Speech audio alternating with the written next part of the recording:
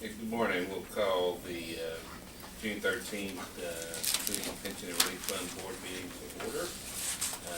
Dismissed with the roll call. Quorum is duly noted. Media was notified properly. The next item on our agenda is report from Stevens. Good morning. This is our May report, end of May, and then we'll talk a little bit about current events, which obviously we've entered a little new phase of volatility. As of May 31st, there is a correction in your top right-hand box under the total. That should be 63,122 instead of 43,093.22. So I want everybody to make that change. That represents down at the bottom the value of the total fund as well as the end of the statement, which coincides with 43,063.122. For the month of May, you can see that at the top of the portfolio on your first column in the larger box at the bottom, we were down approximately 17 basis points versus a positive 66 basis points from our blended return. This has been a while since we've trailed the index, and basically what you've had in May, most of you are probably aware, we've had an increase in interest rates that have continued through the month of June. The mutual fund section there in that top corner is down 1.19%, and that's really where the give up was, you might say, versus the blended index.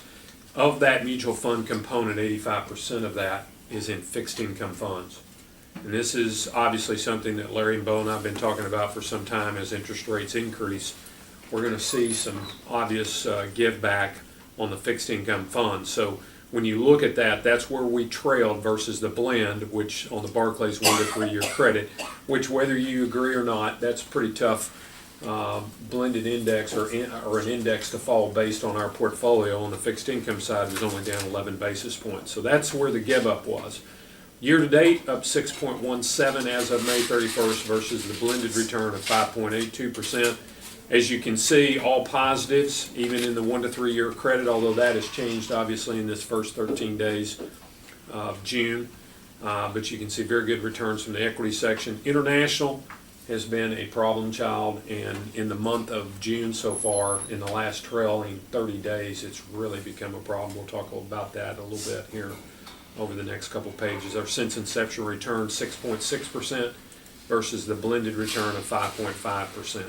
So overall, kind of a, this is month of May. I think when we were here last month, we had a little bit more favorable return, and we gave that up in really the last, you might say, 10 days of the month.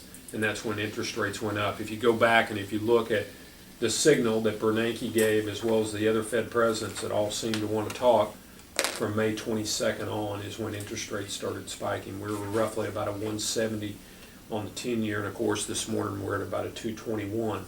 So if you look at that, it's been on a steady increase really since that time period. Next week, the Fed meeting takes place, and I think the whole global marketplace, as well as the domestic market, obviously is going to be hanging on every word that's spoken in all the direction that comes out of the Fed from a standpoint of, are they going to start cutting back on QE? Are they going to increase, or are they going to just stand pat, which I think is probably where most of the percentages lie, is the Fed's probably not going to change anything at this point in time. I know Larry will have some comments about that as well. Let's flip over to the pie chart, which is the next to last page. As I mentioned earlier, of course, the last 3 days, we've had 3 continual days of down on the downside of the equity market. That's the first time it's happened in 2013. We've had very good returns. So we've given up really across all large cap, mid cap, small cap, and international, both developed and emerging markets. And some of those numbers really jump out at you. When you look at the bottom box down here, the fixed on the mutual funds, 31.05%, which was the drag in May and has continued to be a drag in June. And the equity section, which we've kept at about 42.3%. And then, of course, we have the other. The other has been a critical component to softening this little downturn really since May 22nd. It's held up pretty well. If you go back and you look at the 6.17 that we were up through the end of May, we're still up 5.62. So we've given up some, but we've held in there pretty well. Now, some of that's also been directed from the equity section, and in the last couple of days, that's been a little bit of a drain. But if you look at emerging markets over the trailing 30 days, which we have a small amount in, it's down almost 10% in the last 30 days. The developed market's down close to 5%. So we're seeing the international drag down as well. Fixed income, depending on whether it's very short term or intermediate term, you're down anywhere from 0.5% or 0.9% down to almost 5%. So fixed income has really been hit. This is something we've talked about for some time. REITs, which is interest rate sensitive, down 9%. And our MLP section is down about 4 to 5%. So anything that's yield oriented, whether it be equity or fixed income, has been hit with this current little jump in interest rates. I think overall both of us feel like it's a little bit overdone. It's more emotion right now, I think, than anything else. And I think the Fed's going to give a little direction on that next week and try to calm the markets. But if this continues, we're going to have to make some pretty large changes in the portfolio and try to protect this as much as possible. We're not going to do anything until we see the Fed meeting next week and what comes out of that. Japanese market last night was off 6.5%. And the Bank of Japan obviously is trying to inflate their way out of their problems and have been for some time. But they're really starting to see some give back. They're down 21% in the last 30 days in their market on the equity side.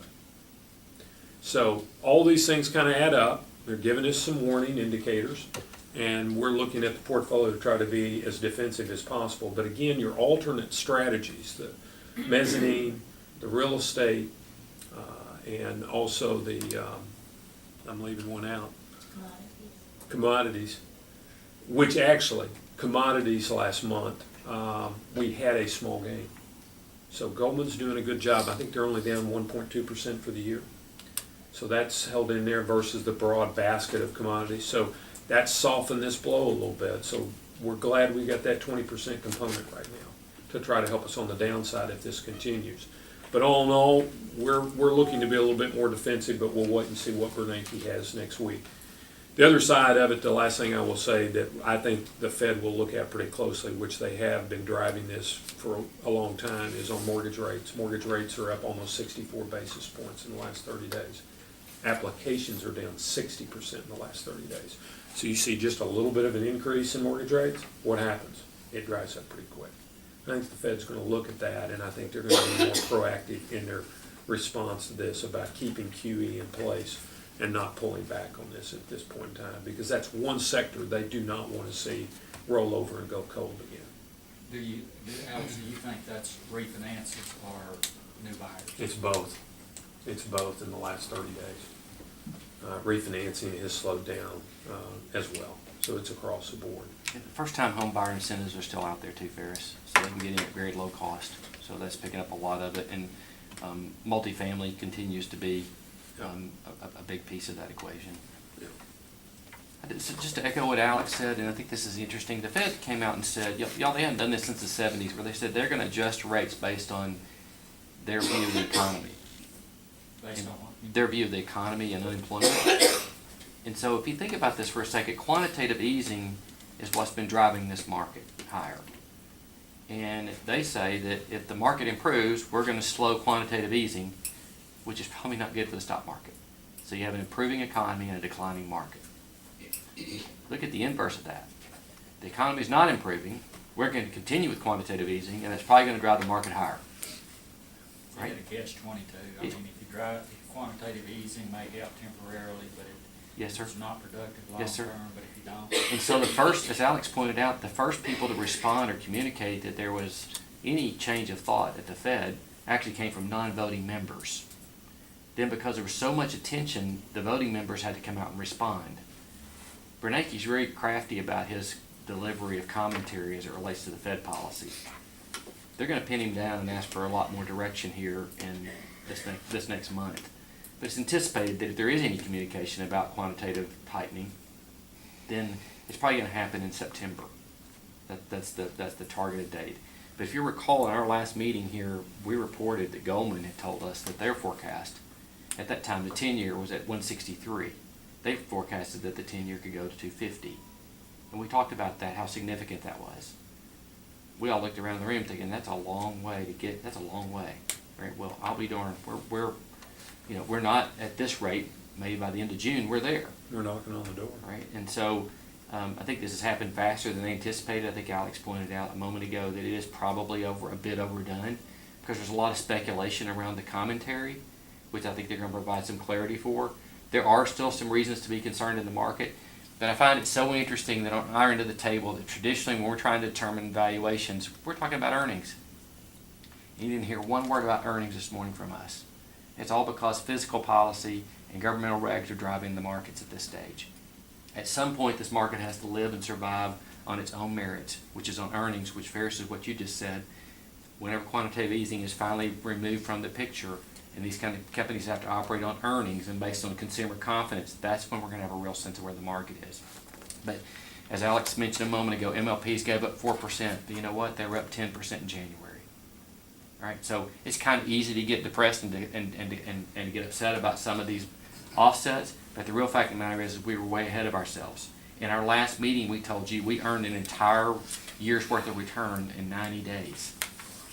All right, and so it was fully anticipated. Frankly, if you ask us even in the last quarter, we would have stated that this market's going to be choppy. It's going to be difficult all the way through August until September. Well, now we have another reason to look at September, but we still feel that way. This is going to be probably a tough summer for the next few months. And then in September, we anticipate things are going to be better. I will tell you, consumer confidence is actually improving. I may have mentioned this to you before, but majority of middle America's net worth is tied up in their homes. If they feel like their homes are increasing in value or stabilized, their confidence gets better. They're not getting a whole lot more money at work. Their money's not going any further. It's just their confidence is better because they get to live in their home.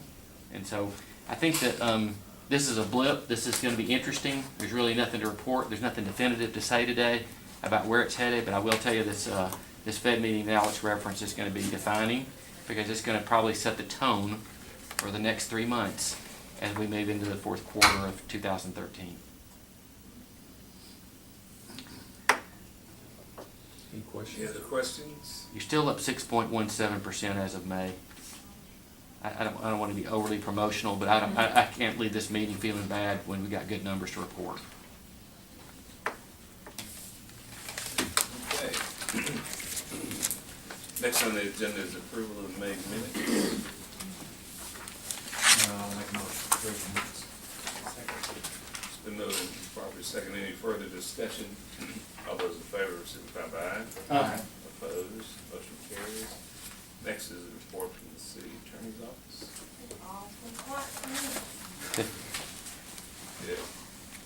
I don't see Roger, so table that. Report from the funding committee. We did not have our meeting this morning. We was asked to wait and have the meeting at 9 o'clock, which we did. And so we have no report, but we're waiting for Mr. Doty. Okay.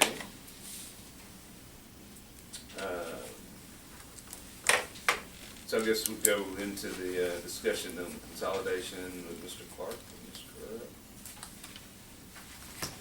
Very good. I did not bring copies of the consolidation report you got from GRS. I don't know if you guys all have yours or. I have one here if you need to make copies real quick. Yeah, I have one. But I didn't know if you wanted me to try to answer any questions about that, or if you just want me to give you my version. Have you guys made your copies? I mean, yeah, I'm not gonna necessarily talk about that, but there may be, at some point you may wanna reference that. Let me, and before I hand that out, let me just say something about what happens with consolidation, because I picked up that there's a couple of questions, and so let me try to answer those and let David fill in if I misspeak somewhere. When a city, when a plan consolidates with Lockheed, and what you see in GRS's report is you see what they call a combined rate or a consolidated rate. And let's do an example with simple numbers so that I can do the math in my head. Okay, we've got a payroll of 10 million. we don't have any payroll from our local plan because everybody's retired, but I've got a payroll of $10 million. And I have not consolidated, and I have a rate of 20%. So 20% of 10 million, $2 million is what I'm gonna have to pay in contribution. Okay, I consolidate, GRS does a report, and they say your combined rate, or your consolidated rate, is 35%. So during the year, every month, you get paid a bill for 35% of payroll. Over the course of a year, that'd be 35 million instead of 20 million. I mean, I did 10 million. We're close. 3.5 million. 3.5. That's why I wrote the numbers down and then I didn't look at the numbers. We're at 3.5 million instead of 2 million. At the end of the year then, Lopfe does their calculation and they say the rate differential, 35 to 20, is 15%. So 15% of the payroll for the whole year, which is that 1.5 million difference, gets moved into the old plan or the local plan account. They still have two assets accounts for you in Lopfe. They'll have a local plan, the Lopfe account and the local plan account. There's two different department codes or asset accounts there. So once a year that'll happen. In your case, what you're considering or looking at, situation where you want to use all of your available funds to continue to make the payments in. So what would happen, you still would get your bill that would be the 35% in our example. And say you have in your other sources, wherever they fall during the year as far as cash flow, you have another $1 million to put in.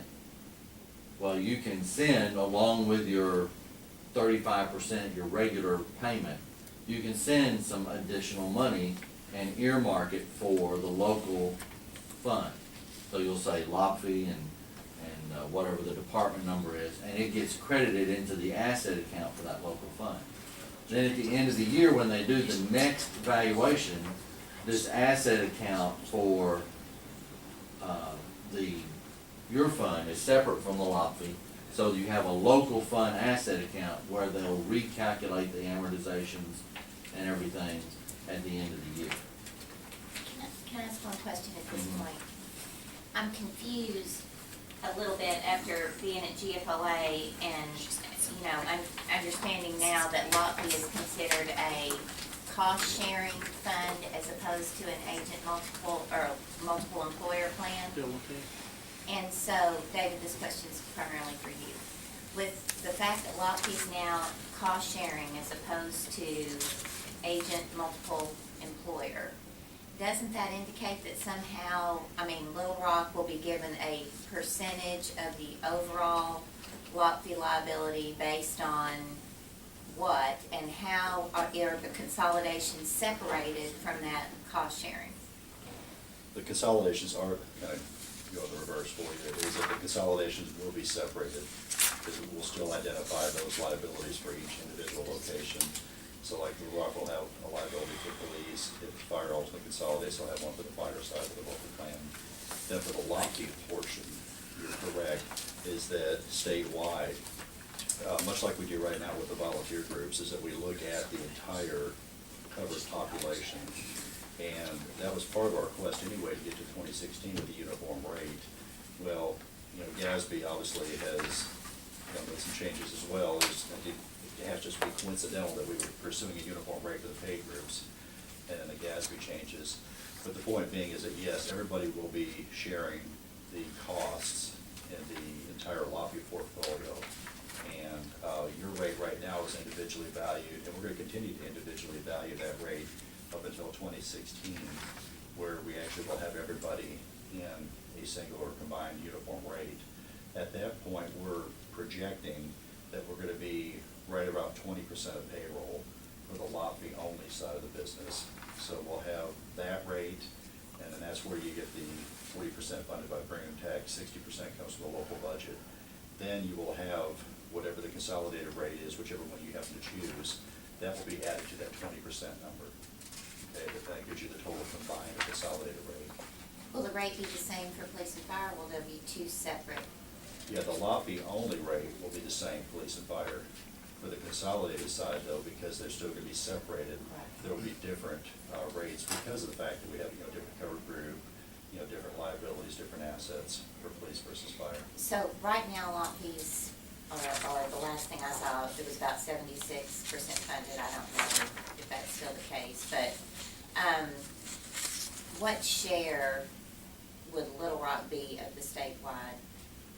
Do you have I don't have that any number. wild idea? I mean, No, 70%, 80%? I don't have that number, as a thing, so. But at we're this a, point. we're a majority chunk, I mean, right? you're a large piece of it, yes, because of the fact that, there's a significant amount of payroll and the number of members on the paid side. So, I mean, there's not quite 10% of the covered population is comprised of Little Rock Police and Fire, is a little bit under that, because there's totally round numbers here, there's about 7,000 active paid service members in the retirement system right now. So, I mean, you guys have a little less than 1,000, active lobby police and fire. So, I mean, and again, I'm talking about completely round numbers here, so. Okay. So from a GASB standpoint, there'll be actually two plans that they'll have to, and that goes on the CAFR, on the city's financial report. So you'll report to us on a cost-sharing basis on the lot fee, and then on the consolidated plan, if there is one, will that still be considered like agent multiple employer, since everybody will have their own rate based on where they are? Now that I don't have the answer to that, do you know? I don't either, but based on what you just described, I think it would be a single employer just like it is now. Okay, but Okay. we're still gonna provide you though, because the lobby board has already talked about the fact that for the consolidated locations, we're still gonna have to provide you the data that you'll need for your local plan, Okay. portion of the cost for your CAFR. We'll make that part of our valuations. So you're gonna have that number that you need for your reporting. Okay. David, and I don't remember exactly how you characterized it, but basically the leveling or lowering that will conclude, is estimated to conclude in 2016. Now, is what you're referencing the fact that Little Rock is on a high scale with lots of contributions, some are on a very low scale, and Little Rock's contribution should come down while those lower goes up? It won't come down, they'll Actually- both go up, it just won't go up. Well, you're right, as far as there is a disconnect right now between, where we think the average rate will be at 20% versus those where they're down, significantly lower. And so they're being stair-stepped up 1%. Little Rock, the contribution happens to be a little bit less than the statewide average is right now. However, the flip side of that is, and I think this is where you were going at, is the portion of the premium tax that's available to fund. Little Rock is lower than where it will ultimately be at. For example, this year, completely round numbers again, please remember I'm qualifying round numbers here, roughly 31% of the lot fee only cost will be funded by premium tax. Okay, that's just a round number, but we're gonna get to the point where 40% of the lot fee only cost will be funded by premium tax. So you'll have an uptick in the amount of premium tax that you'll receive. The rate is going to stair step up though too, because right now you're at 15.23%, next year's gonna be 16.23. Well, using the 16.23 number, the statewide average is 18.97. So that's that disconnect I was referring to. So in order to incorporate the comment that Sarah just made in regard to what you said, is it accurate to say then that yes, the lot fee rate for Little Rock will increase, however, the premium tax to offset that will increase?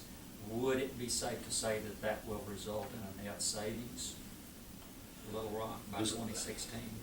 In round numbers, there's about another $500,000 in premium tax that would be attributable to Little Rock Police because of the movement to the single rate versus where you're at right now. Now, if that's going to result in a net savings, that's what I'm kind of glancing over to Joey here, is because I don't know what that's going to, if it's going to wash or if there'll actually be a little bit of a net savings. But there's no doubt that the city's going to receive more premium tax because of the fact that they have to be funded at 40%. That's required in the law when we get to the uniform rate. Right now, you're at 31%. What do you mean they're required to be funded at 40%? You talking about lot? the lot fee only rate, that's because of Act 979 of 2011. It required that 60% of the cost is funded by the local budget, 40% must be funded by premium tax.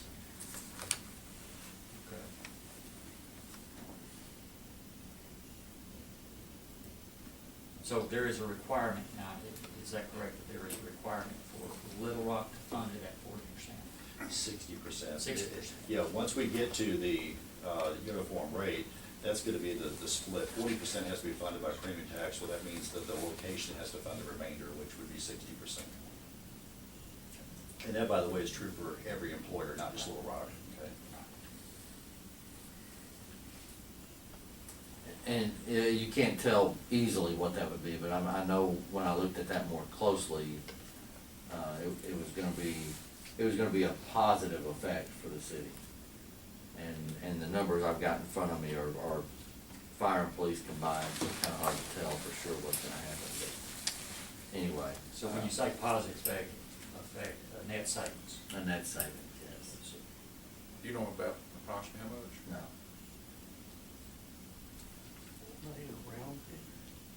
No. And Jody, why are the police and fire combined? In this report, they're combined in this report because we have to do this other calculation that talks about what the location cost is, what the out-of-pocket by city is, because that's how the transition's figured, is on a city-by-city basis, not a department-by-department basis. So. I didn't understand that question. What was you referring to? Oh, why was what I was looking at combined? He said it knows The, we're combined. the Police and premium fire. tax. Oh, okay, The transition calculations are location-based and not department-based. And so, I have to calculate all that here. It ends up getting split back out at the end, but I can't just put my eyes right on the right number. Does the police get more premium tax than the fire get more than the police, or is it even, or? Oh, heaven. Police got more than Yesterday, fire. police got $1,549,000 and Fire got less. fire got 1,412,000. And was that the bottom, that was the bottom line, right? Yes, from yesterday's report, yes. Okay, I haven't seen this yet. Yes, yeah, good point. Yeah, Paid that was lot paid. fee, not the old, Gotcha. that's paid lot fee. Yeah. Thanks, thanks for clarifying. Yeah, that's only high from. Yeah, that's paid lot fee. But the local plan, by way of comparison, the local plan police will receive 1.3 million. Right. And the local fire will receive 775,000. Right, okay, that's Yeah. more the, Yeah. right, I was thinking Yeah. it was much less. But that's below the projected, and that's one of my points for, in a minute, but we can do that now since we're talking about premium tax, is that we had projected the old plan premium tax to be higher than that. And so, one reason I didn't hit the button to print this stuff until after we got through yesterday is that there were a couple things that bothered me, and one was that the old plan projection was more than what the 1,316,000 is more than the previous year, but not as much more as we thought. And then the second thing is that additional allocation piece.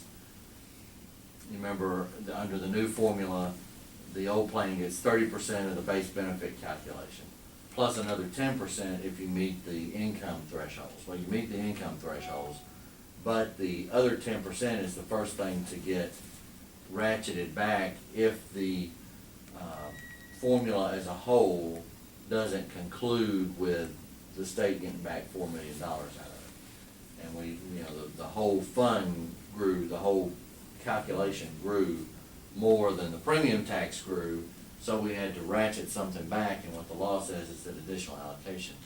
And it got cut by about a third. So additional allocation is like 185,000 less than we projected for this year. But you said that was on the front end, you said it was increased, then you said the additional allocation was decreased. There's two pieces. Two pieces, yeah. The main piece increased over last year, but not as much as we had thought last year. So, When How we did much, the calculation. how much money did it increase, you know that? It increased, it's on the piece of paper that I'll hand you in just a second. It increased from 1,255 to 1,316. But- You'll see that number in a But second. Jody, the key here is when you did the projections of future revenue sources, you used numbers that were higher than what they're actually going to be because of two factors. One was the limiting of the additional allocation, Right. so it was 100 and some thousand less. And then the turn back is also lower than what was projected. It's more than last year, but lower than what was projected Correct. by about, 70,000. okay, so our future revenues in your model Where I are adjusted, less. yeah. Okay. This is probably a good time to hand this out. Oh, that's 255,000? That's for a year? Just this Well, Just it's not this gonna be year. the same every year. It No, changes. it's not gonna be the same every year, but yeah, that's what, Well, are we sure they're gonna be less every year? The fear, and my fear would be, and I'll let Jody answer the question, but my fear would be if we've already hit that cap in order to get the state 4 million, are we thinking that's not gonna happen again? I would think it would happen again, if we're already hitting that. Well, Okay. We do have a good investment year for next year's additional allocation. I'm sorry. For next year's premium tax allocation, there's a good investment year that will reduce costs across the board a little bit. So that'll have a positive effect both for the state police piece getting withdrawn and for general lot fee costs and old time costs.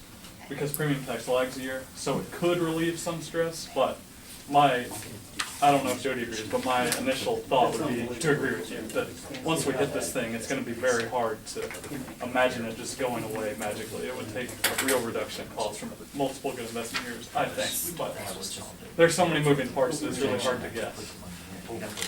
well, there was some discussion at the pension review board meeting yesterday, and jump in there, Jody, correct me. In fact, it was you who didn't, I'm not going to say suggested it, but mentioned it. And that is that, as a board, we may look at possibly supporting some legislation that would in effect change, the triggering mechanism to where when it exceeds that amount, which doesn't allow the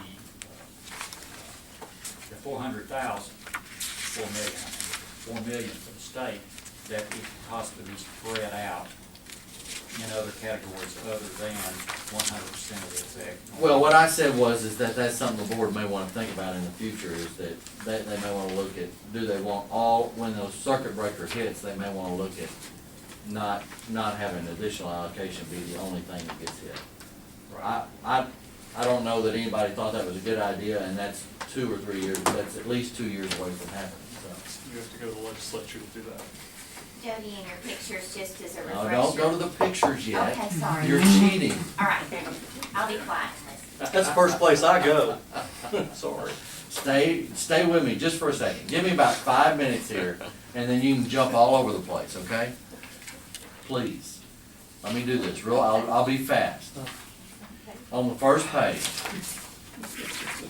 you have your actual income pieces for the old plan, millage, your fines and fees. This is right off the 2012 report. The sales tax piece, the premium tax, and the additional allocation. That's all those income pieces, everything except investment income. That's right off of your report for 2012. That's pretty much in line with what we had projected for this year. Of course, we already had the premium tax and additional allocation number. For 2013, what we just talked about, we already know what the premium tax and additional allocation is gonna be. And you see the premium tax went up just a little, and the additional allocation was trimmed because of that circuit breaker. Now, you see that's why it dropped so much. All right? So then, I redid the projection. So, you have a millage projection, which includes millage going about 2% a year. You have fines and fees, which have been relatively flat. They bounce around, a little up, a little down, but they stay around 450,000, so we projected that flat. The sales tax, as it was agreed upon, does a flat 500,000 right now. The premium tax, which is the most bouncy number here, I updated that, put those projections back in, and kept the additional allocation at getting cut by about a third. Now, we don't know if it's gonna get cut by about a third every year or not. I had passing thoughts of cutting it to zero and saying, what if we just had to live without it? But either way, there it is, cut by a third, and there's the new income stream. So if you try to compare this to last year, that's where it'll be different, is that income stream. Okay, now you can look at the first picture. Okay, wait, remind me why the premium tax piece goes away. Because the as the plan becomes better funded, the base Okay, benefits okay.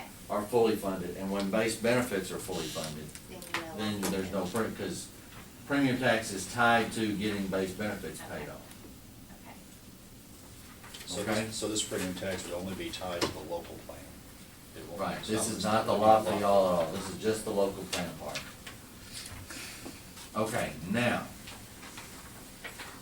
next page, this is the 3% COLA.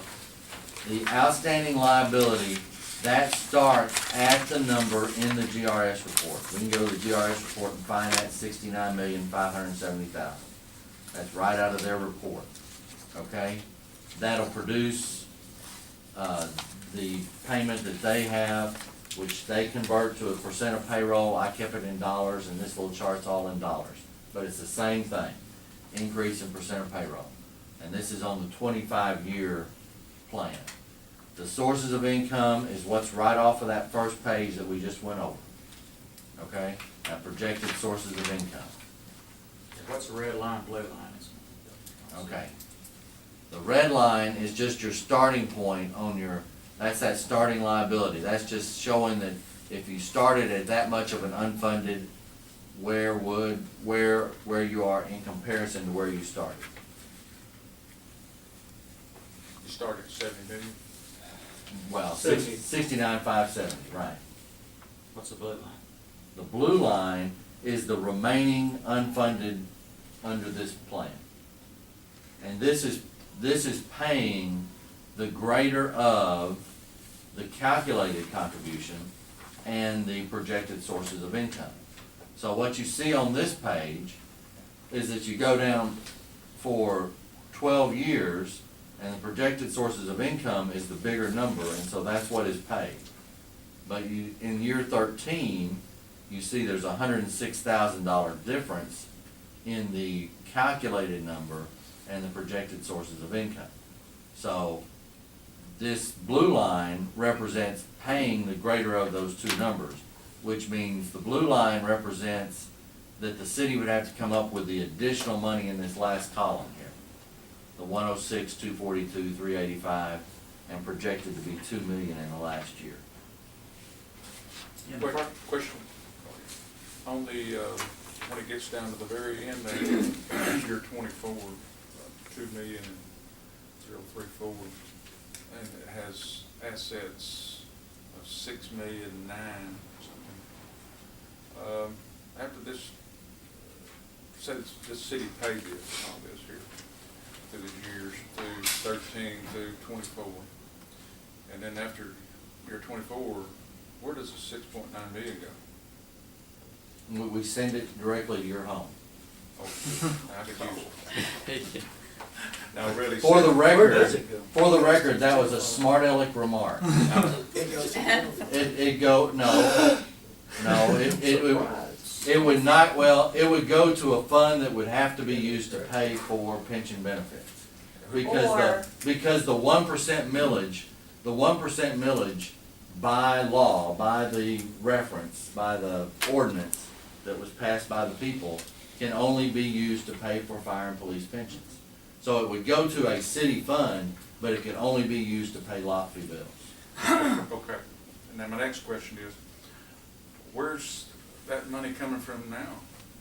Is it coming out of the general fund to pay lofty benefits? The money's coming from what's on page number 1. I know, but the general budget is having, let's say, they're paying lofty benefits out of general fund, so they would have the 6.9 million to use to go towards paying lofty benefits for, should free up 6.9 million out of the city budget. Is that true? Yeah. after your liability. Yeah, after all your liabilities paid off, that millage would be available to pay other fire and police pension benefits Right. And that would free up some money in the city budget. in 25 years. What's the value of 6 million in 25 years? I have a question. Depends on if you use an 8% rate of return or Yeah. 4. Right, and that's my next question. 2.5. This Or is 2.5. the 8% rate, correct? Yes, that is the Okay, Lafayette so- Center rate. Again, I'm just back from GFOA and I'm scared about the single blended rate and the future cash flow projections that are required to ensure that there's no line that crosses anywhere in the future where the fund would be required to look at the municipal bond rate, blend those two rates, and use something less than the Okay. 8%. I am not the Lafayette actuary. And I think that's been established, but I can speak to that. In my opinion, once the plan is consolidated with Lafayette, that is not really an issue. The reason it is not an issue is twofold. Number one, you have a different structure. When you had the local plan here, we had this structure. When it's under Lafayette, you have this other structure. And that structure includes the ability of Lafayette to say that the city must pay more. If you consolidate, the city signs an agreement that we will pay what you tell us we have to pay. And so there is a significant structural difference that not only do you have the bigger pool that you may be able to assume a little higher interest rate, but you have, that's one of the items, but you have the big thing is the structural difference that you will pay what's necessary to do that. So theoretically, when you draw your theoretic lines for GASB, under a consolidated plan, you're never gonna dip down where you have to use a blended rate, that includes a municipal bond rate. And I know everybody else enjoyed that explanation, but, Well, I do appreciate that information. that may not be true if the plan does not consolidate. Right, Yes. so that's what was going off in my If head. the plans do not consolidate, and that's in my notes here, you just beat me to it again. If the plans do not consolidate, there is a possibility because the city is not required to put in any more than the millage and the fines and fees, you know, those pieces that it has to put in.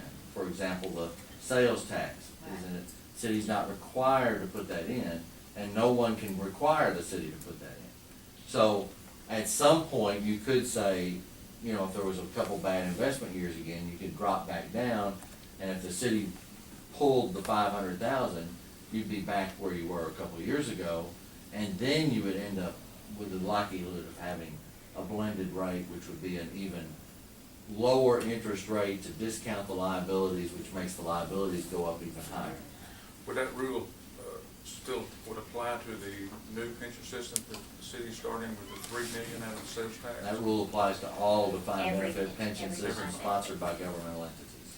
Not even though the resolution was passed by the citizens, and it is in that resolution specifically that 500,000 goes to the police, that 3.3 million goes to the. He was talking about the single blended rate, not the sales tax contribution. Yeah. There is a resolution that says that the city will make that contribution. Right. Minimum.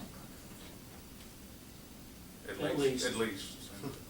But Okay. if I can just jump in just real quick, but to your point, to kind of restate what was just discussed, is that, you know, clearly by consolidating, that would hopefully mitigate your Protect us from fears. the That's single- exactly right. But for the reporting purposes for the city, a standalone, you know, could continue to be locally administered, local plan, there is more of a chance that that could have a negative impact if we have, you know, some down years in the investments. Okay, one And more I'm gonna do question one more on that. GASB point Okay. before we leave GASB. GASB is Governmental Accounting Standards Board. It's a movie that's out right now. I can't help it, I know, I really can't. My wife's tried for 31 years, I just can't help it. Lawrence. The other thing is that there's probably, if you consolidate before the full implementation of this new rule, you're probably gonna have a longer, not a long, but a longer period of time to, for this accounting rule, to amortize the liability.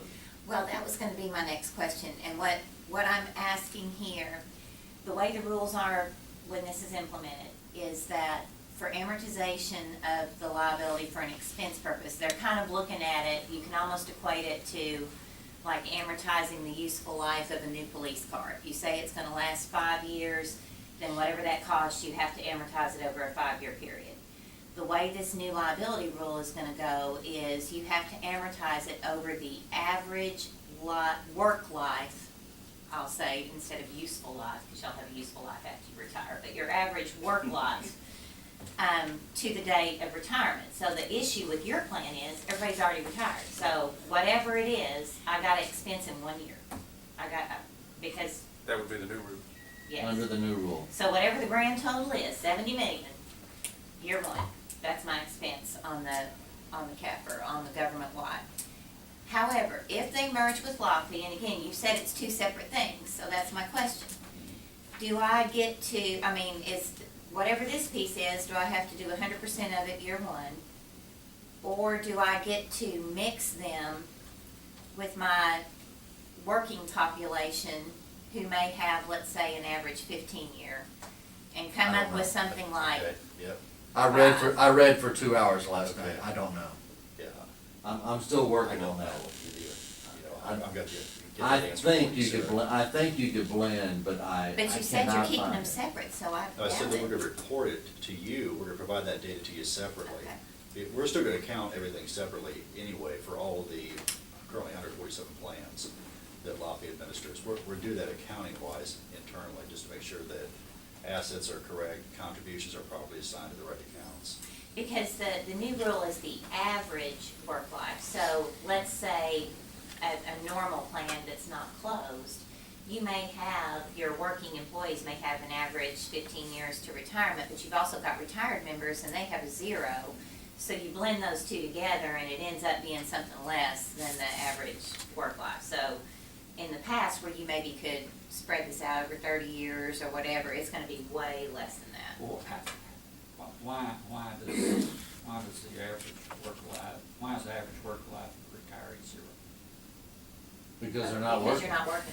Because you, in theory, we're not paying you benefits just because we love you after you retire. We're paying you benefits because of your service to the city while you were Oh, we're a not working police for the officer. city then?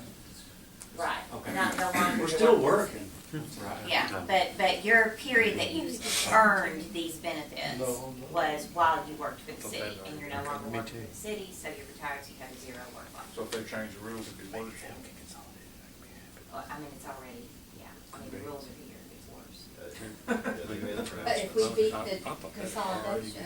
Well, no, we still have the rules, we still have to implement the rules. The only reason he's saying it might be better is maybe we're paying it down a couple years in advance, but it's still what it is. Yes. So Jody, the way this looks to me, it's about a $12 million shortfall starting in 13 to year 24. $2 million shortfall in year 24, yes, sir. Isn't it No way. about a $15 million surplus, years 1 through 12? Yeah, but we've applied that. But it goes to. That's going to pay off the liability. But wouldn't that be, that $12 million, wouldn't it be regained after year 25, within about a year and 8 months? It's still extra money the city has to come up with, though, that may or may not exist at You know, that point, is the the problem. question we were asked was to project this to see if using current sources of income, if the fund could pay for consolidation with the various levels of sources of income. Okay, so that's the 3%, so the next page is. Next page is the 2.5. And the 2.5 slides under the wire. It pays off a year early. Because the sources of income, you start with a lower liability because it's a lower whatever, but because there's a little better assets, because last year was a good year and all of that, the starting liability is down. So the projected sources of income are still greater than the calculated contributions on a 25-year basis.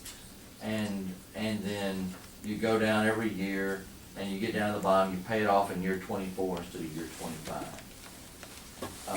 So, And no projected shortfall. no projected shortfall in that last little column. The two- And then, your last page, what's the difference between this page and your last page? Okay. It's got a yellow line. Here, on it. here's, yeah, Yeah. no, I'll tell you what the yellow mark is. But it looks like it's the same. It's the same except for that. Here's what troubles me about 2.5. 2%, let me just say one word about the 2%. 2% is paying off at about year 20. So it's working like you would want it to work. Here's what troubles me about 2.5 and the reason you have that last graph. There's just so many ifs and ands and buts that it just, you're just right on the, walking the razor's edge if you wanted to do the 2.5. Everything's gotta work perfect to go and pay this thing off in 24 years. And so I played with different things, and I can do 100 graphs, but I did one. And so let's say over the 25-year period, we had 1 year that didn't earn 8% in Lafayette. Only one? Only one. We're gonna be nice. We got 1 year that we earned 0 instead of 8%. The other 24 years. Like last year? No, the other 24 years of Year before this, that, sorry. we're going to earn exactly the 8%, exactly the assumed rate. So if we have 1 year of 0 and 24 years of 8%, and I just threw a dart at it and it landed on the 4th year or year 3 here, where the liability pops up by earning 0 instead of earning 8%. So this is just to illustrate how much that 2.5% is on the razor's edge. Because 1 year of 0 out of 24 years of 8%, notice that the projected shortfall pops up again. You can only pay it off in 25 years by adding additional city money. But Jody, Jody, David, question, then Joan and Paris. Could you give us a 10-year history of return? Not in my head, but what I can tell you is that last year was 12.3% over, since Loppy's inception, since 1983, it's had 10.12% is what it's averaged. how many years is that? That is 31 years. But is that something you could generate though and just get over to a? So 10 year, yeah, Yeah. I didn't hear you said 10 point something, 10.12 10.12, Uh-huh. and how many years? since inception, Since 31 years. 83. Jody, if I may, now, phrase it a little differently than you did. The reason you got this last sheet was your concern that over the next 25 years, we might have 8% every single year, but we might have 0 1 year. Well, Well, That's like worst case scenario. isn't the reality of it is they vary every single year, and you go by averages, just like David mentioned. Yeah, I don't know. what you put in here is averages, yes. But what I'm saying is that it does vary every single year. And even if it only varied 1 year negatively, it throws this thing out of balance. But if it varies 1 year negatively, historically, it varies other years above, doesn't it? Yes. You didn't mention that. But For comparison. we have not, Sorry. we have done this before, and we've had to simulate the whole thing. And if you do the full simulation, there's years above and years below. Earning, even if you average 8%, or if you average 10%, the effect when you have a big unfunded liability, because it bounces up and down, is always less than what your average rate of return is Well, isn't it? on a year-by-year basis. So you're averaging, you're saying you're averaging 8% every year, but in this case, the only way that you get the effect of 8% per year is if you earn exactly 8% every year. because it does vary. You still have a large unfunded liability. Well, and I understand, but, you know, the fact of the matter is, this information can be put out, presented in virtually any way one wants it to be. Factually, over the last 25, 30 years, this fund alone, given its underfunded situation, has averaged near 8%. And LAFI over the last 30 years has averaged far more than that. And so, yeah, If I may, just real quick, thankfully Lawrence happened to serve as a memory for me to tell me what's in our own CAFR. I appreciate that, because I forgot. Is that, and I mean that, thank you, Lawrence, is that we have the 10-year history inside the comprehensive annual financial report that's on the website. Okay, so it's already posted, okay, I just don't have it in my head, okay, so it's there. Right? Again, thank you. But the actual numbers, we've averaged, and Larry and Alex both did a great job, 7.44 since 1986. And 1983, Larry, Bill, and Alex managed LAFI too. And with a bigger pool of money, I'm sure they've been able to return at 10.12%, which is going close to 3% more. I'm saying because it's a bigger pool of money to work with. I just wonder what these charts would look like if you used the true, real historical numbers of 10 point whatever percent, rather than being overly concerned that you might have 1 0 year out there. Just what I was wondering. Right, Erica. I have two questions, Jody. Yes, ma'am. First of all, what happens to the money, say if this all does run 10.12 instead of 8%? You pay off a little faster. You pay off a little faster. Can you tell me why you did not finish out year 25? Because it looks like this is only about 7,000 or 8,000, and you had 6,000 coming in. So why did you not finish out year 25 and just show a 2 million on the last year? Which chart? I'm sorry, which page On are you the looking chart, at? the list, the one with the yellow thing on Yeah. it. You didn't finish this out through the whole 25 We years. paid it off. It paid off in the We paid 25th 8.3 year. million, so we paid it off. Okay, but why didn't you take this over here and use that money from year 25 to pay off part of this? This is the extra we're having to pay over what the revenue's coming in. I know, So but we are if he using would have that. taken this figure and used it on this, it would only come out to about 2 million. Well, but we can't use money that we don't have 10 years earlier. I mean, we don't get that till then. Okay, that explains it. Let me ask you what happens after year 25. I think we did that. The certain sources of income, the biggest one is the millage. And the millage is voted on by the people only to be used to pay fire and police pensions. And it's, And so the city would still collect it unless they decided to stop it or go to the people and stop it or whatever they have to do. But as long as that millage is collected, it only can be used for fire and police pensions. So, Any fire and police pension? Well, just Little Rock. just Well, Little just Rock. including Yes. the contributions for new officers as well. Yeah. Absolutely, yes. That's the only place So it money could could be. be freed, and that money could be utilized for How about the premium tax? Premium tax goes away on page one. The premium tax goes away long before we get to that point For the local plan. Yes. for the local plan. so Jody, on your last page is 6.9 million in year 25. That is what money would be available to go towards paying lobby costs for future employees and current employees for lobbying. About $4 million. Again, is that the? I don't know the legal status of the fines and fees. I don't know if they go away at that point. I don't know exactly how you wrote the 500,000. I don't know what happens to that money.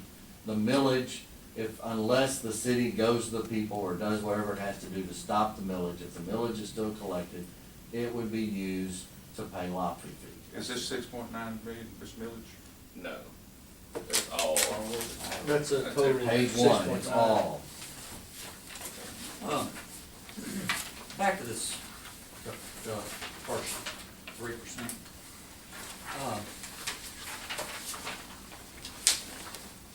Jody, for example, this, the first line, the calculated amortization payment, 4.3, projected sources of income, 6.1, let's round it off at 2 million. Now, I don't totally understand.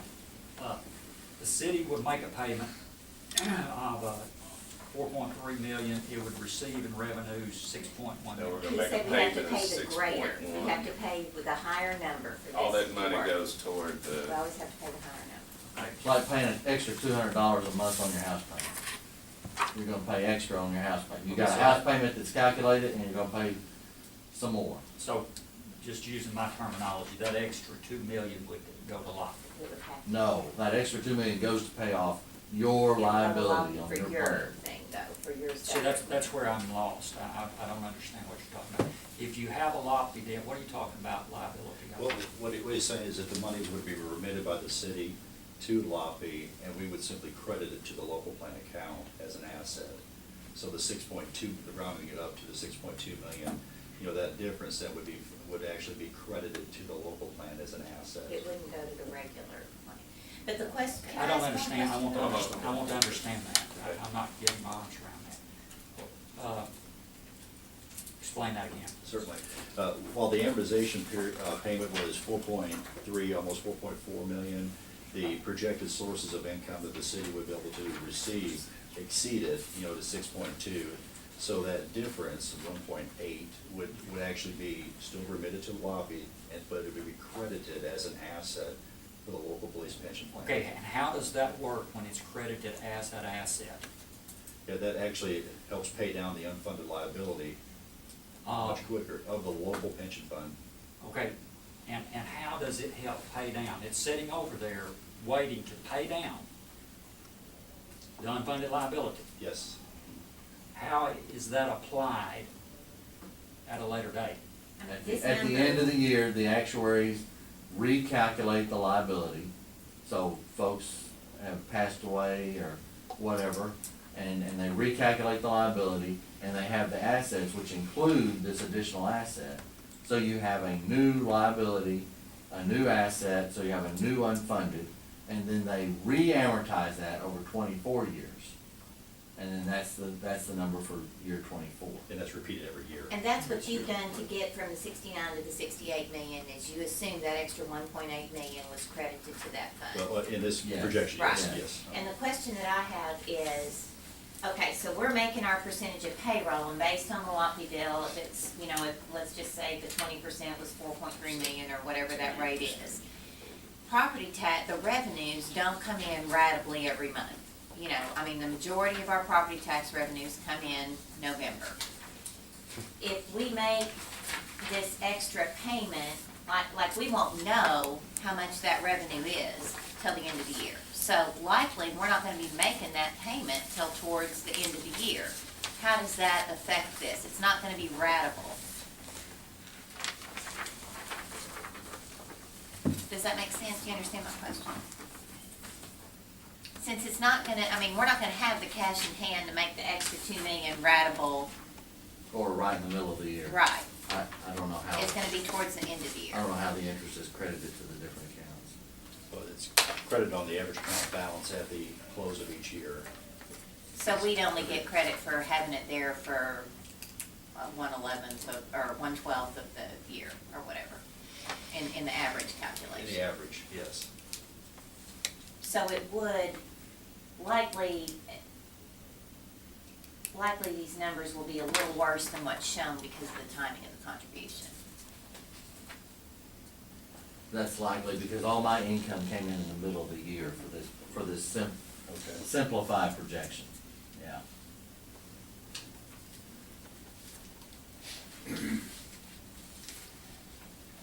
so David, can you explain this? Yeah, the page that we just handed out is it's not the most recent because we're working on 2012 right now, but this shows the 10-year investment performance for their LAPI system from 2002 through 2011. And the total fund, which is over towards the left side of the page, it's the second column. The percentage number is the actual return for each one of those calendar years. So negative 25.5 in 2001. Yeah, that was the That was a one good year, that yeah. hit everybody. That's exactly right. And then you have, following year was 1807, 1068, the negative .42, 2011, correction, 2012 was the 12.3 positive return. That'll be reflected in the next CAFR.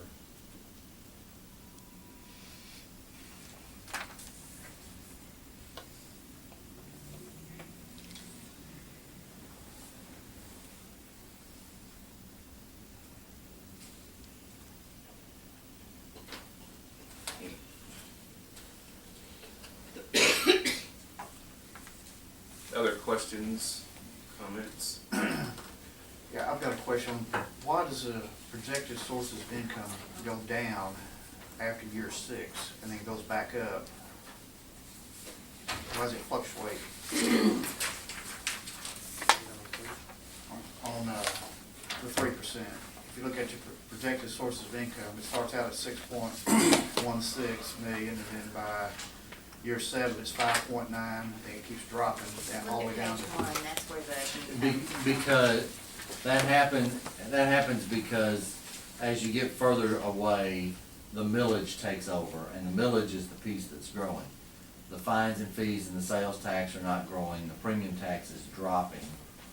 So the thing as a whole drops for several years, and then when millage becomes the single driver of what that income pieces are, it's growing a little bit every year, so it starts growing again.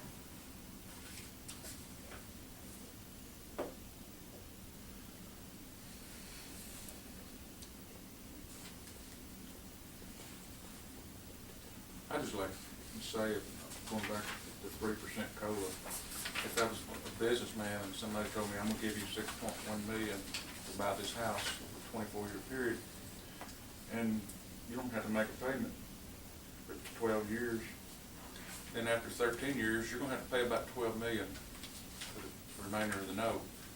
But after that, we're gonna give you 6.9 million every year for the rest of your life. And this city is gonna be here a long, long time. And I think it's a good investment for the city of Little Rock to invest in a Loppe merger with a 3% COLA, not having to make a payment for 12 years, and after that, they make $12 million in payments, and after that, 2 years, they recoup all their money back and continue recouping for the future of the city of Little Rock. And I think the city needs to look on the long-term plan this as a moneymaker for the city. That's what I look at it as, and I look at it as a good business opportunity. But for the city. citizens, I don't think are gonna tolerate waiting or cutting services for 10 years, waiting on that future benefit. Well, the city is gonna recoup all their money in 2 years. Well, speaking of that, if I may ask you this question, sir. Do you think that over the course, or have you projected that over the course of 10 to 15 years, that given the fact of inflation, things cost more, and it's based on a percentage of sales tax, that sales tax revenues will increase over a 10 to 15 year period? But let me take a stab at answering that.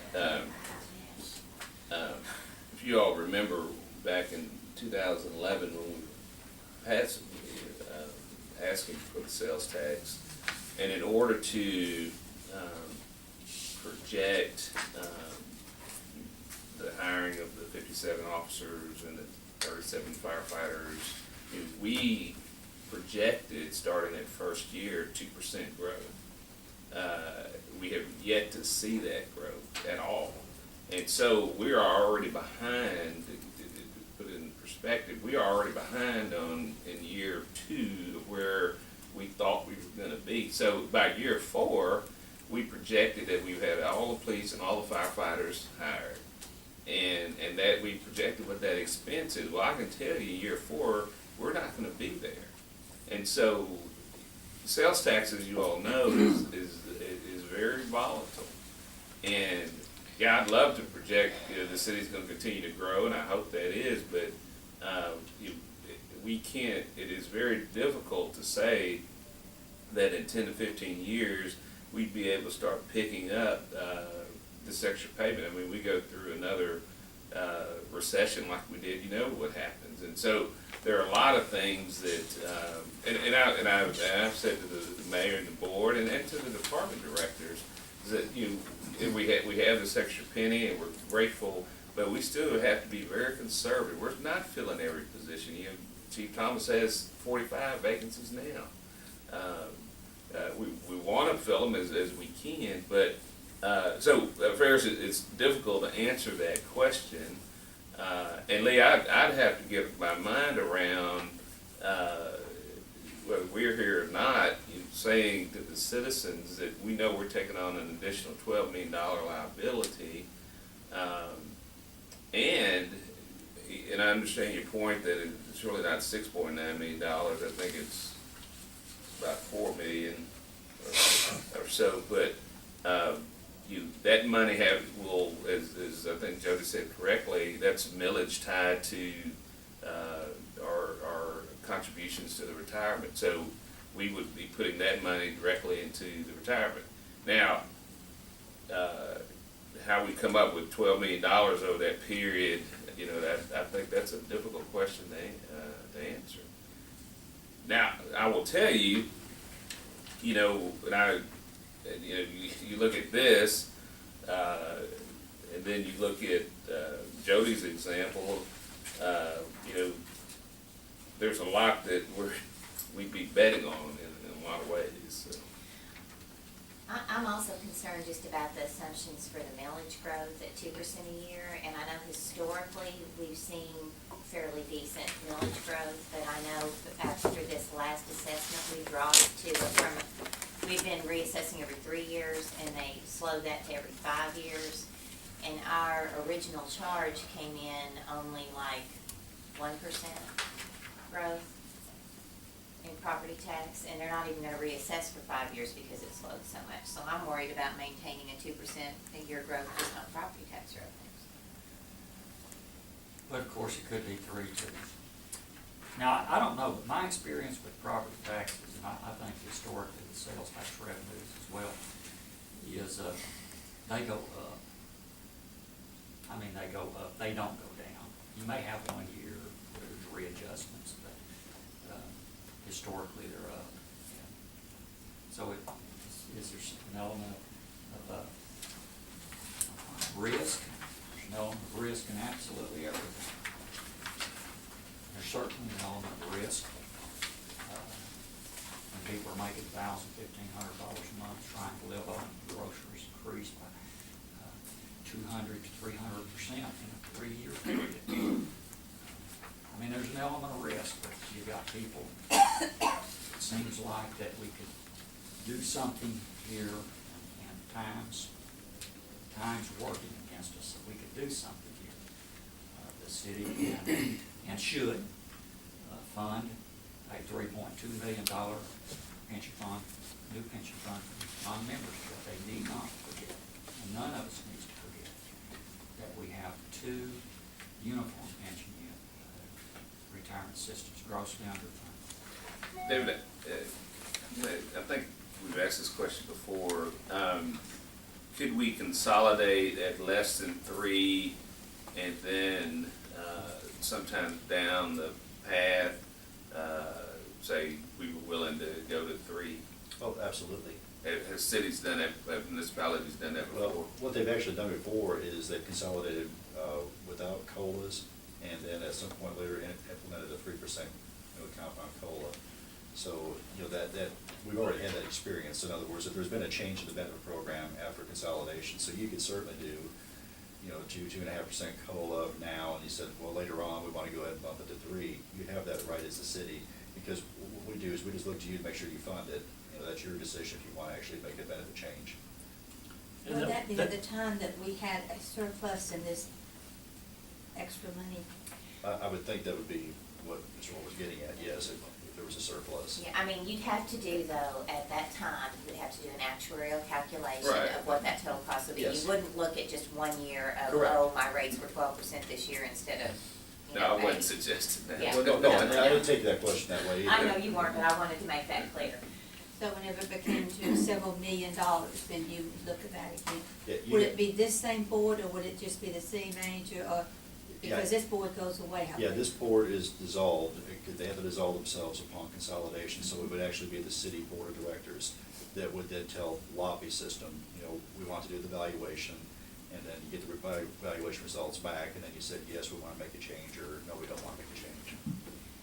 Okay. Okay? But that's totally within your authority to do so. And I would be And say- willing, and One more question.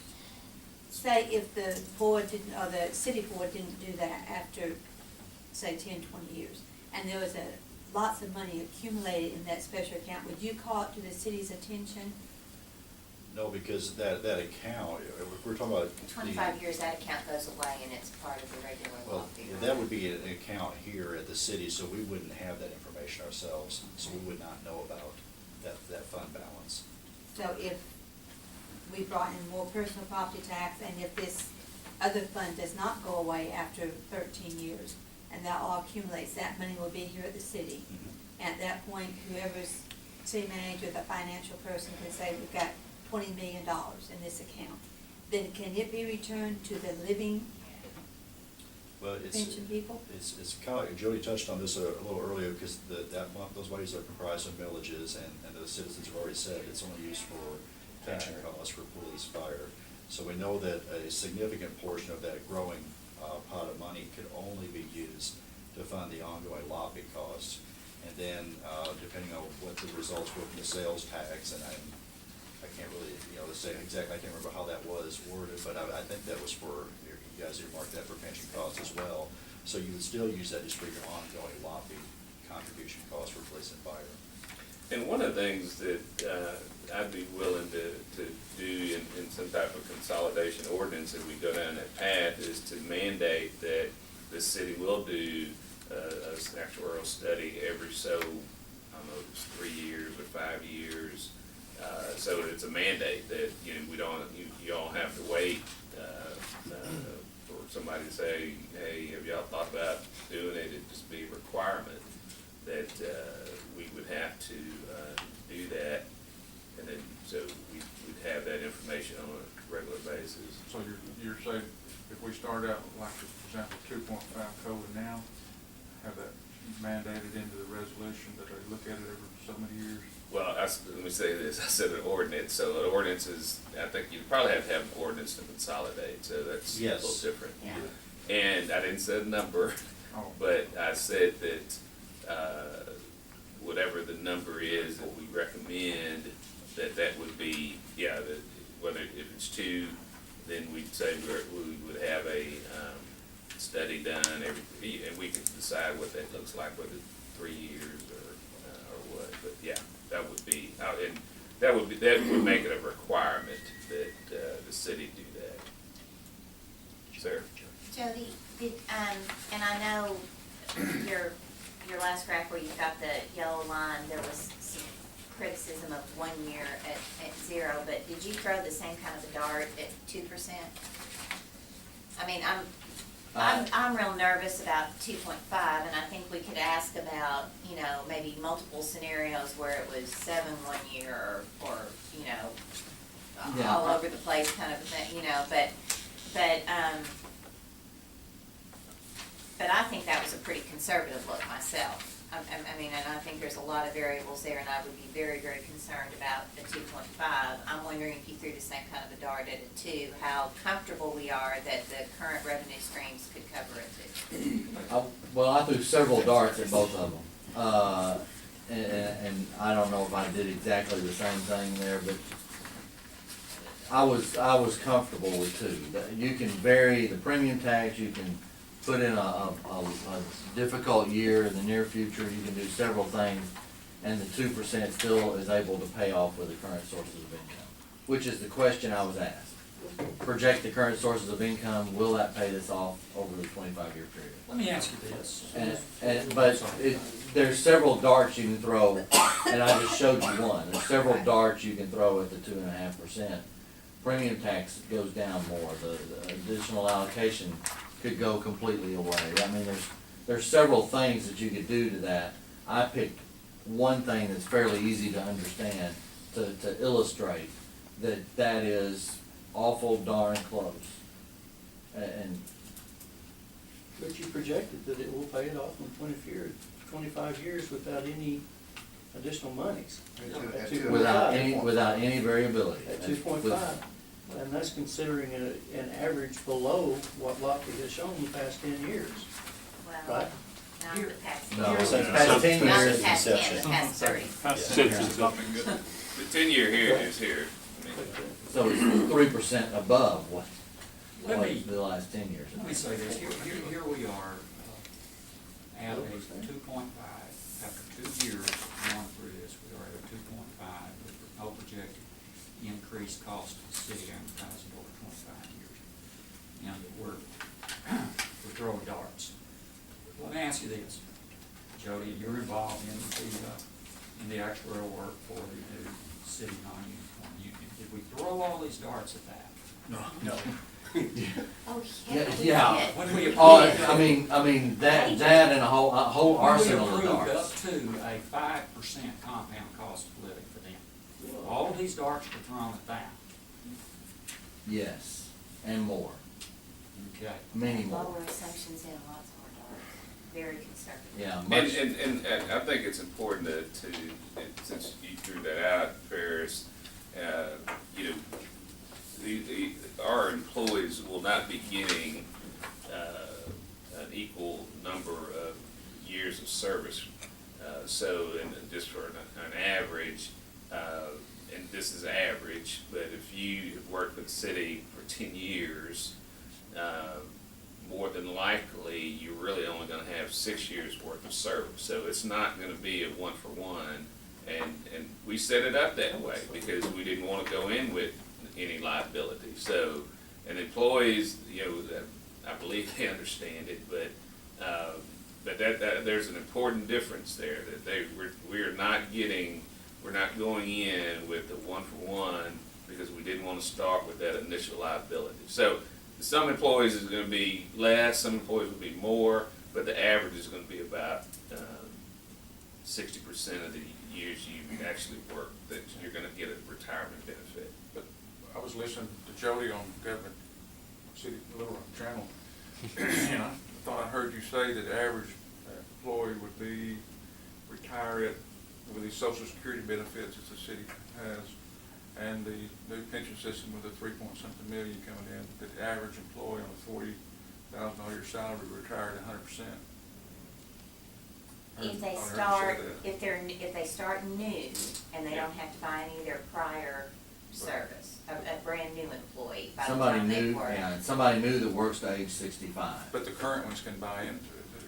Yes, but They they're not have to gonna have buy money to in. buy in, and Right. that's his point, they're only gonna be able to buy about 60%. 60%, okay. Well, this is my point.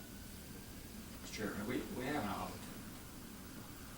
The city has an opportunity to consolidate this fund with no projected increase in cost at 2.5. And, are there risks involved? Yes, there's risk involved. Are there risks involved if we don't consolidate? Sure. Why don't we get this done? It's time. I personally, like Mr. Moore's viewpoints on it, come back and evaluate it every so many years in the resolution, but I personally think that 2.5 would be a starting point, to be fair, because we haven't had a raise in 6 years on this pension fund. 6 years they went without any cost of living, and I think the 2.5 would be a good start, and then reevaluate it every so many years with resolutions, dictates, ordinances. That's just my personal point of view, because people making $1,100 a month, 2.5, it's not gonna be much. On the average pension, it's about $2,037 a month on the average pension fund for this fund. Now, on a $2,000 at 2, it's about $40 a month. The 2.5 is about a $50 a month on the average. Some of them's gonna get a lot less, some of them's gonna get a little bit more. But personally, I think a 2.5 is the starting place, and then go from there and see, reevaluate it every so many years. Well, another element of it is too, Lee, is that, you know, what we decide as a board is one thing. but we have to have support of the members. And our members want to support a cost of living increase or consolidation of cost of living increase. Sure, most of them probably will. Will they support a cost of living where by projected revenues and incomes, it's going to be profitable to the city? I guess what I'm saying is, the thing to do from the perspective of members being appreciative and buying into it and appreciating it, is the 2.5 because it's projected at no additional cost to the city, or there's some risk. Sure, there's some risk. And my job is to manage those risks, not only here, but throughout this $220 million organization.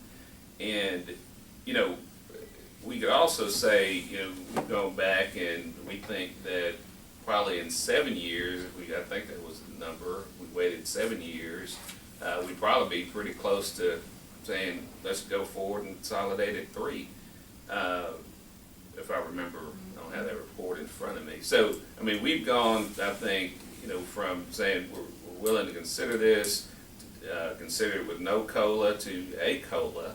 But, you know, you're right. I mean, it is about managing risk and, you know, how, you know, when I would take this to the Director Adcock and our colleagues, I'm going to have to say what the potential risk is.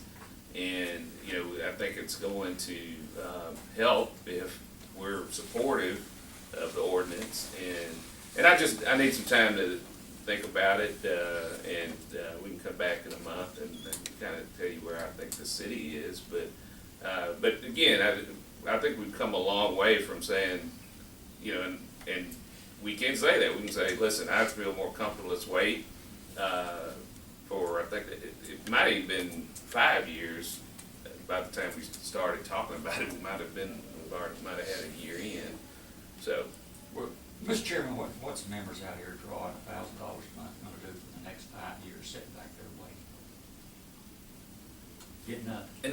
and I'm not suggesting that. I'm just saying that if we, you know, if the city wanted to say, you know, we're putting an additional $500,000 into this fund, as we said we were going to do, it is in a lot better shape than it has been in a long time.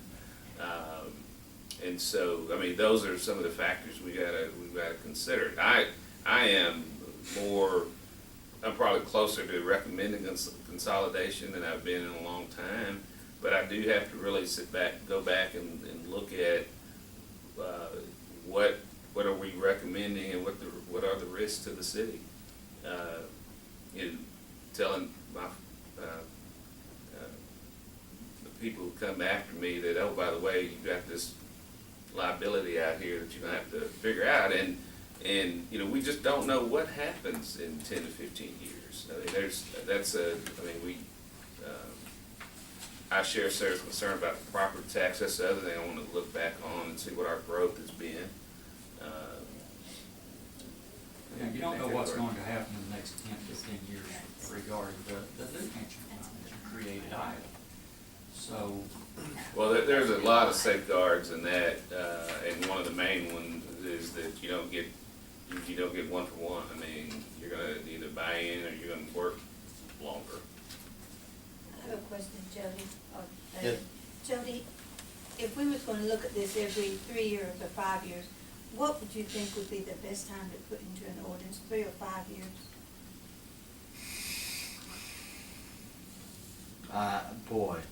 I don't know. Based on, and what Bruce referred to a minute ago is that 2 years ago when we first did that, we were somewhere between 5 and 10 years. So we kind of, on average, said it was about 7.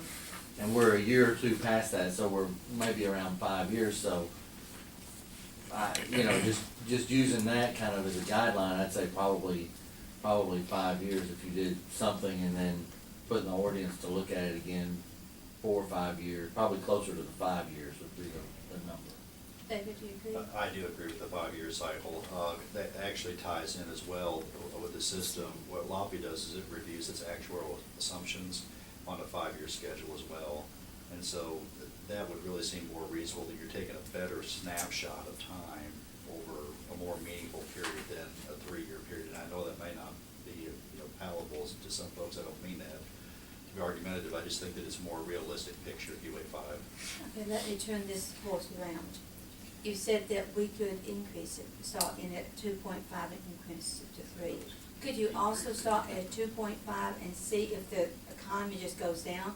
Could we reduce You it? can't take a You cannot benefit. take a benefit away. You can't increase it. They'll have us in court so quick. Wow. And it legitimately, I mean, you can't do that. Right. Thank you for saying that. So could I put this on the agenda next month and start it at 9 again instead of 8? Is that okay with you, Patricia? Fine. Maybe have time to look at it. The wonderful news, it's 2.5% with no additional cost projected to the city. That's the wonderful news. But with darts thrown by Jody. With any variability. He can't go. Well, no, he can't help it, and no one asked the direct question, so I'll answer it anyway. I would still be more comfortable with 2. I feel like that it. Imagine why no one No, asked. it's just nobody asked you that. Okay, well, Well, I eventually appreciate somebody's it. gonna ask. Would you be more comfortable at 1? No, No? no, Just 2, huh? yeah, don't put words in my mouth. I said that I was more comfortable at 2, and part of the reason, and I hate to reiterate beat a dead horse, because this one's flown the coop. I think a 25-year amortization period is actuarially inappropriate in this case. Yeah. And I've made that point, and I've made it again. I understand. But there, Thanks for But you asked my opinion, I've given it, and it's y'all's decision now. You gotta arm wrestle over the details now. but David, do you agree with the 25-year amortization? From an administrative side of the retirement system, I do not see a problem in this case with the 25-year amortization, simply for the fact that you guys have a lengthy life cycle for your pension fund. You have a lot of people left to pay benefits that are gonna be here more than 25 years down the road. I understand what Jody's saying. He's trying to make sure that we can have a little bit of a buffer for the city. But I think that, is it something that's reasonable? Yes, it is. Would 15-year be better? That would be great for everybody, quite frankly, if we get everybody at a 15-year amortization, but it's not realistic for all plans. This is one of those because there's just such a significant unfunded liability. So I think 25 years is still appropriate. Okay, thank you. All right.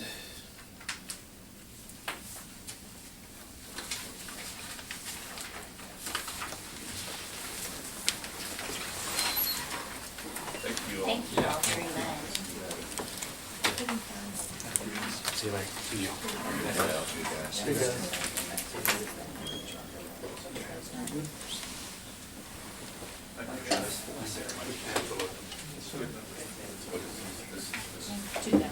Amount of amount of the Whitman millage water.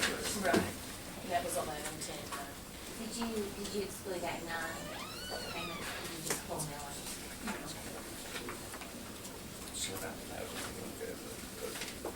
Thank you, Michael. That was just that's just pulling. Yeah, or I Right, can okay. stop. If you wanna talk about it.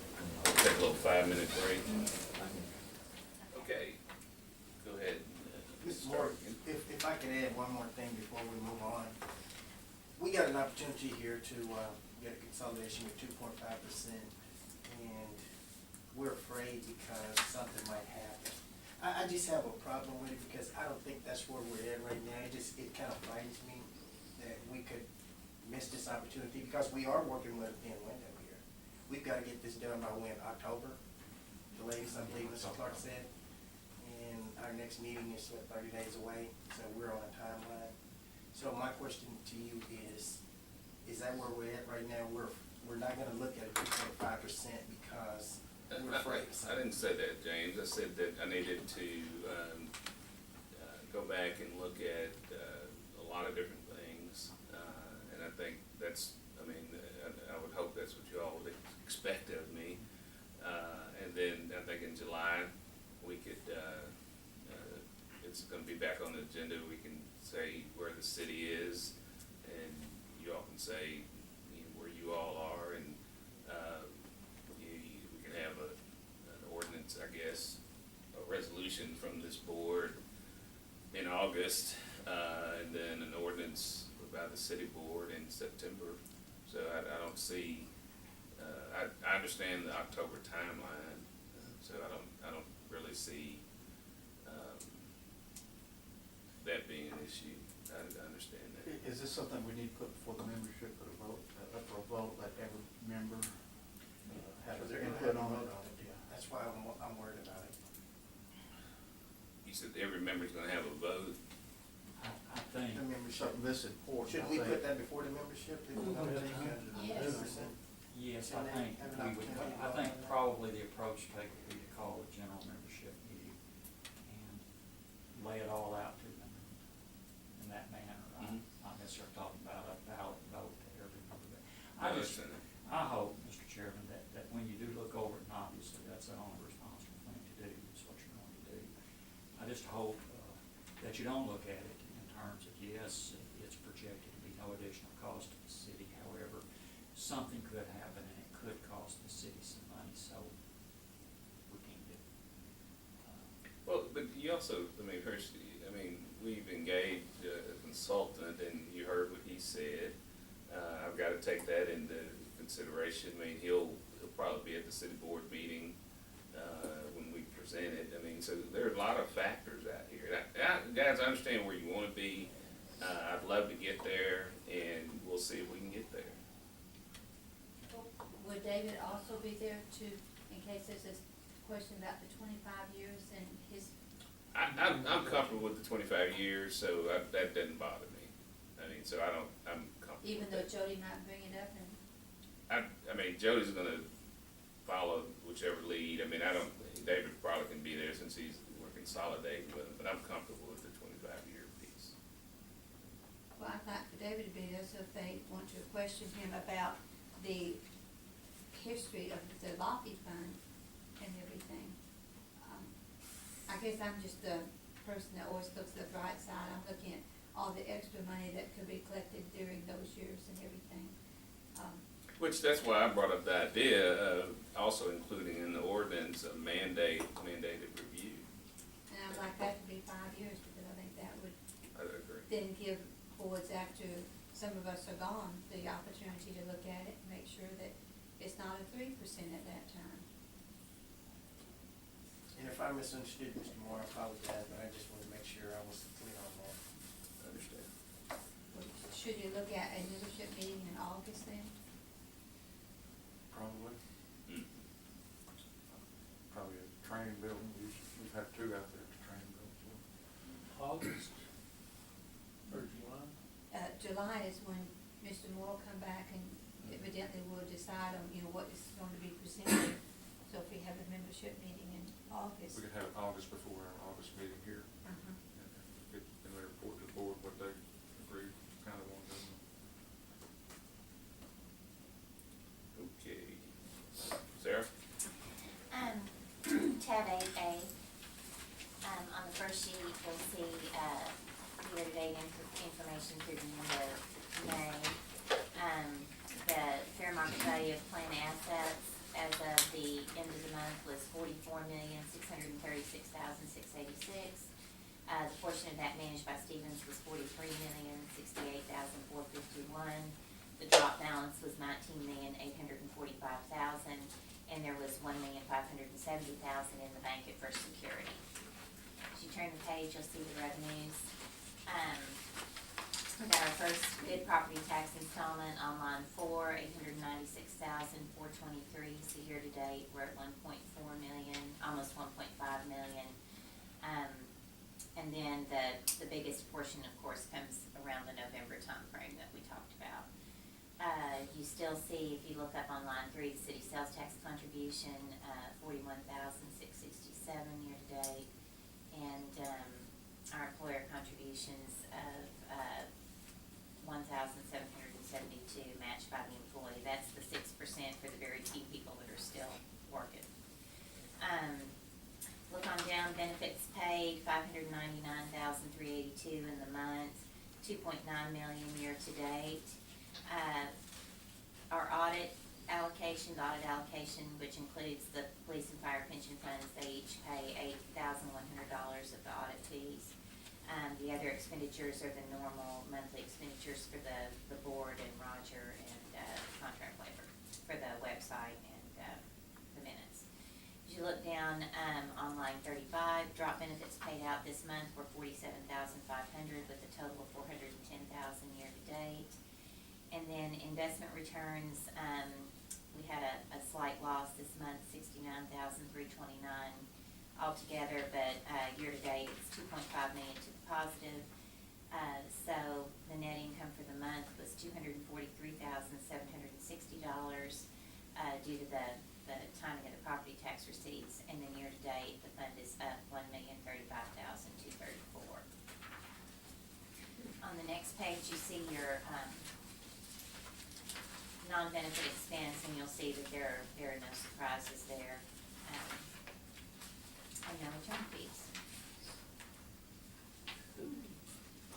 And then also on the next page, there are no members to add or to subtract from the rolls this month, and Ms. Garrett paid her $150.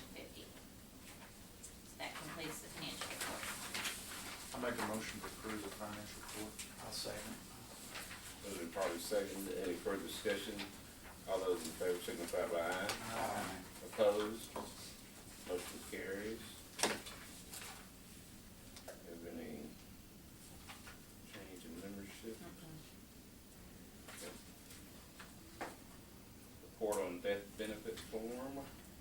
I got my form in the mail yesterday. We did mail them out. We updated the forms like we talked about last month, that hopefully it's self-explanatory. So we did get those in the mail the other day. I'll look at that. So y'all should have received them by now, James. I want to get one to you to put on the website if you would. Okay. So they are starting to come back now. I've already gotten a couple back already. And you got mine back unnotarized yet? Don't you go there. What do you do if, since you're gonna get mine non-notarized? I'm gonna call you and tell you it has to be notarized. Do you What are want you me to gonna do put with it the back money? in the mail too? What are you gonna do with the money? Well, tell me who you gonna Okay. designate. Kathy, I did get a call about them yesterday. People are asking, is there a time limit on getting them back? And I think we talked earlier. I don't think so, because there's not. I didn't put one on there. We did discuss it. I mean, if you don't have I one, then figured pass I'd get it back away. within Sooner the better. Yeah. It just depends if you're gonna pass away. Right, it's the member's advantage to get it back as soon as possible, and it's not like it's a one-time designation you can never change. Right. And that's something that you should put on the website, you Okay. know, if they wanna update it, all they have to do is Just call call and fill out a new it. form. And if I was Before your wife, I'd October. give it back very quickly. I don't have one of those still back up. But no, Well, but that'd be you can leave it to me or Rusty. by October. By October, okay. There's the deadline. Will they need to be back before then because of the merger? Yes. Well, we don't know if they'll be any good after the merger. I guess they would be. I don't know. Or would they transfer over to? Well, that's a good question. I That's think a- we don't that's a know. state- See, that's why I was trying to hold Yeah, off to that's see what happened here. If So we I don't would know get what- them back in September, then we would have them all organized to turn over. Mhm. So I need to say before September. And I am keeping a sheet as to who returns them, you know, so I'll have that. Then I'm filing them. and I'll see them. Okay, item 9, they're tabled. Any additional comments from No members. members? Other business? Yeah, some good news and some bad news. The good news is the police supplement payments, which is comprised of two police supplements. Let's just narrow it all down to one. The good thing is members will be getting, I believe, I didn't carry that far for the PRB meeting yesterday, but I believe it's $1,710 total. The bad news is that is down about 125 from last year. You know, some years it's up, some years it's down. This year it was down 125, but I believe it was 1,710 that it would be, and that would be basically $1,110 on the police supplement, $600, which doesn't change on the future police supplement. When will those be paid? We're relying on the state to cut the checks. They're mailed directly to our fund, so. And we usually turn it around just as fast as possible. Yeah, we try to get it out as quickly as possible. after We we all get let the you know, checks. so I can put that on the website whenever. No more, huh? No, they come directly to the city now. Okay. They have, I think, a couple of Okay. years. Should be hopefully August, September, But you say it's down 125,000. down 125, it was, We paid them in August last year. Right, okay, it was August. Don't post that. I won't. Yeah, because it depends on when we receive the checks. So they're already That, received. they will be in. I was just gonna this week, say, we have our you meeting get in some August. calls. before Christmas. I have one other thing too. Behind tab 7, we receive these each year and we're asked to bring them to your attention. It's the letter from the PRB that talks about evaluating local plan investments and, you know, what our review of investments should be and prohibit investments, and it's a memo that we need to distribute to all of our, or to the board members. So you've got that in your packet. I just want you to review it. Just want you to be aware that it's there.